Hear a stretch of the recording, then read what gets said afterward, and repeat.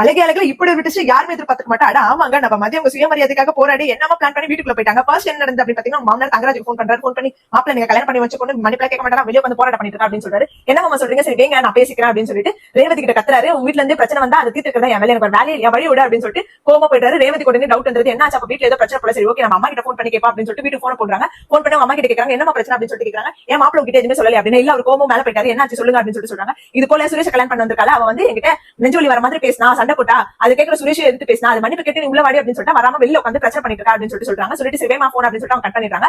அதோட அவங்க மாமனார் வந்துட்டு மலர் தண்ணி எடுத்து அப்படின்னு சொல்லிட்டு கூப்பிடுறாரு. உடனே நம்ம பாகிராஜ் தான் போய் தண்ணி எடுத்து கொடுக்குறாரு. ஏன் மலர் எங்க போயிட்டா அப்படின்னா, மலர் வெளியே மதியோட உட்காந்துட்டு இருக்கா அப்படின்னு. ஏன் உட்காந்துட்டு இருக்கா அப்படின்னு சொல்லிட்டு அவர் கூப்பிட வராரு. கூப்பிட்டு மதி அவங்க எவ்வளவு அசிங்கப்படுத்தா, அப்ப கூட அவங்க உட்காந்துட்டு இருக்க மரியாதை உள்ள அப்படின்னு சொல்லிட்டு சொல்றாரு. இல்ல மாமா மதி மட்டும் தனியா உட்காந்துட்டு அப்படின்னு. நீ உயர்ந்து உள்ள வரியா என்ன சொல்ற அப்படின்னு சொல்லிட்டு உள்ள கூப்பிட்டு போயிட்டாரு. அவரு மதிக்கு உள்ள போனாலும் மனசு கேட்கல, அந்த மதி மலர் உள்ள போயிட்டாலும் அதுக்கு மனசு கேட்கல, இந்த மதிய தனியா நம்ம விட்டுட்டோமே அப்படின்னு சொல்லிட்டு அவங்களுக்கு ஒரு மாதிரி அவங்க ஃபீல் பண்ணிட்டு இருக்காங்க. அதோட தங்கராஜ் வந்து மதியோட அவங்க அப்பாவுக்கு போன் பண்ணி எங்க உங்க பொண்ணுக்கு வந்து இங்க ஒழுங்கா வாழணும் ஆசை கிடையாதா, அவ தேவையில்லாத பிரச்சனை பண்ணிட்டு இருக்கா, மன்னிப்புல கேட்க மாட்டா அப்படின்னு சொல்லிட்டு வெளியே உட்காந்துட்டு இருக்கா. என்னதான் நினைச்சிட்டு இருக்கா, அவன் மாமனார் எவ்வளவு மரியாதையா இருக்காங்க, அவர் மானத்தை வாங்கத்தினா அவ பண்ணிட்டு இருக்கா அப்படின்னு சொல்லிட்டு அவங்க அப்பா கிட்ட சொல்றாரு. அவங்க அப்பாக்கு ரொம்ப ஷாக் ஆயிடுது, என்ன பண்றதுன்னு தெரியாம சரி ஓகே சார் நான் போயிட்டு பேசுறேன் பொண்ணு கிட்ட அப்படின்னு சொல்லிட்டு அவங்க வைஃப் கூப்பிடுறாரு. வைஃப் கூப்பிடுறாரு. அவங்க வைஃப் முன்னாடி ஒரு ஸ்பீக்கர் போட்டு கத்தி விட்டுறாரு. அவங்க அப்பா உடனே போன் கட் பண்ணிடுறாரு. அவங்க தங்கச்சி கேட்கறாங்க ஏன் எதுக்காக எங்க அக்காவே தப்பா நினைக்கிறீங்க அப்படின்னா, அவங்க தங்கச்சி அவர் வந்து பொண்ணு கூட பார்க்காம அடிக்க வராரு. அக்காக்கு நீ சப்போர்ட் பண்ணி வராது அப்படின்னு சொல்லிட்டு அடிக்க வராரு. நீங்க நிறுத்துங்க ஃபர்ஸ்ட் மதிய பிரச்சனை பாப்பா அவள் கல்யாணமே வேணாம்னு சொல்லிட்டு விருப்பமே இல்லாம கல்யாணம் பண்ணி வச்சோம், அங்க என்ன நடக்குது நமக்கு என்ன தெரியும், அவங்க பேசுறத மட்டுமே வச்சு நம்ம மதிய தப்பு சொல்லக்கூடாது, இப்போதைக்கு அவங்க கூட்டிட்டு வாங்க ஒரு 3 நாள் நம்ம கூட இருக்கட்டும், அப்புறம் பேசி அவளை அனுப்பிடலாம் அப்படின்னு சொல்லிட்டு அவங்க போ சொல்றாரு. அவரும் சரி நான் கிளம்பி போறேன்னு சொல்லிட்டு போறாரு. அந்த கேப்லயே சுரேஷ் கட்டுறாங்க. சுரேஷ் வந்து நீங்க இங்க போலையா, உனக்கு வேலை இல்லையா, எங்க உட்காந்துட்டு இருக்க, மானத்தை வாங்கிட்டு இருக்க, ஏன் இப்படி பண்ற அப்படின்னு சொல்லிட்டு கத்துறாரு. உடனே அவங்க அம்மா சுரேஷ் வந்துட்டா போல அப்படின்னு சொல்லிட்டு உள்ள கூட்டு போயிட்டாங்க.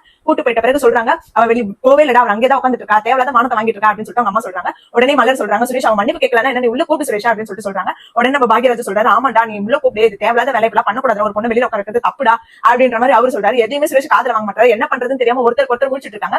அதுக்கப்புறம் பாத்தீங்கன்னா அவங்க அப்பா வந்து பாக்குறாரு மதி வெளியில உட்காந்துருக்கத பார்த்தா அவர் ரொம்ப கஷ்டப்படுறாரு. உடனே வந்துட்டு அவங்க ஆட்டோ சவுண்ட் கேட்டு அவங்க ஃபேமிலில இருக்கவங்க எல்லாரும் வெளியில வந்துட்டு வாங்க உங்களுக்காக தான் வெயிட் பண்ணிட்டு இருக்கோம், உங்க பொண்ணு பண்ற லட்சணத்தை பாருங்க, வாங்க உள்ள போய் பேசலாம் அப்படின்னு சொல்லிட்டு உள்ள கூட்டு போறாங்க. அவங்க அப்பா கேட்கறாரு ஏங்க என்னாச்சு, ஏன் பொண்ணு வெளியில உட்காந்துருக்கா அப்படின்னு கேட்கறாரு. உடனே அவங்க சொல்றாங்க என்னங்க பொண்ணு வளர்த்து வச்சிருக்கீங்க அப்படின்னு சொல்லிட்டு அவங்க மாமியார் பேசுறாங்க. ஏன்னா அவங்க பிள்ளை ரொம்ப லட்சணமா வளர்த்து வச்சிருக்காங்க. அதனால வந்து அவங்க வந்து பொண்ணு பேசுறாங்க.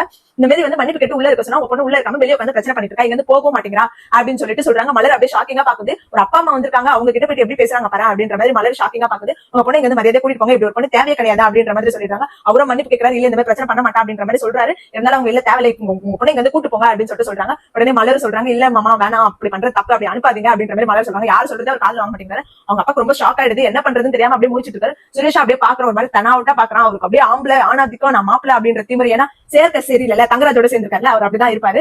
உடனே அவர்ல உங்க பொண்ணை வந்து தயவு செஞ்சு கூட்டு போங்க அப்படின்னு சொல்றாரு. அவங்க அப்பாக்கு என்ன பேசுதுன்னு தெரியல. சரி ஓகே இப்போதைக்கு நான் கூட்டு போறேன் அப்படின்னு சொல்லிட்டு அங்க இருந்து வந்துட்டு மதிக்கிட்ட வாமா நம்ம வீட்டுக்கு போலாம் அப்படின்றாங்க. மதிக்கு என்ன பேசுதுன்னு தெரியல. அவங்களுக்கு ஒரு மாதிரி குற்ற உணர்ச்சியா இருக்கு, அப்பா இந்த மாதிரி உங்க முன்னாடி நிக்க வைக்கிறோமே அப்படின்னு சொல்லிட்டு குற்ற உணர்ச்சியா இருக்கு. ஆனா அவங்க தப்பே பண்ணாது, எதுக்கு நம்ம தப்பு பண்ணாம மன்னிப்பு கேட்கணும் அப்படின்ற எண்ணமும் இருக்கு. சரி ஒரு வழியா அவங்க அப்பா கூப்பிட்டு அவங்க அப்பா கூட கிளம்பி போயிடுறாங்க.